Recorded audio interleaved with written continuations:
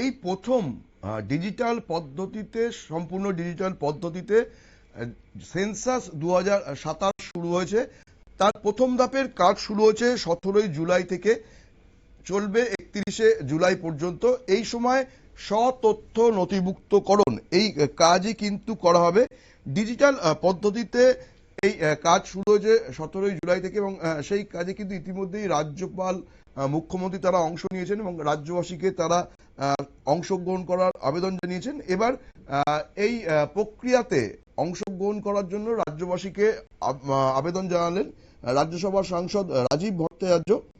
এ প্রসঙ্গে তিনি বলেন যে ঘরে বসে অনলাইনে নিজেদের তথ্য জমা দিয়ে সবাই এই জাতীয় কর্মসূচিকে সফল করুন এবং এর জন্য গভর্নমেন্ট যে সেলফ এনিমরেশন পোর্টাল চালু করেছে, সেই পোর্টাল গিয়ে নিজেদের তথ্য নথিভুক্ত করার আবেদন জানান তিনি।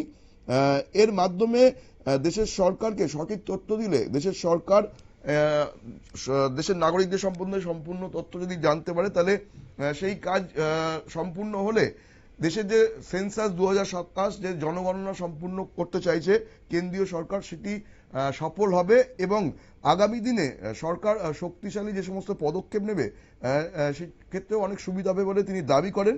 তিনি জানান যে নির্ভুল জনগণনার তথ্য ভবিষ্যতের উন্নয়ন পরিকল্পনা, জনকল্যাণমূলক প্রকল্প এবং নীতি নির্ধারণে গুরুত্বপূর্ণ ভূমিকা পালন করবে। তাই নির্ধারিত সময়ের মধ্যে রাজ্যবাসীকে এই প্রক্রিয়ায় অংশগ্রহণ করার আবেদন জানিয়েছেন তিনি। নজর রাখবো পরবর্তী সংবাদের দিকে, তার আগে নিয়ে নেব ছোট্ট বিজ্ঞাপন বিরতি।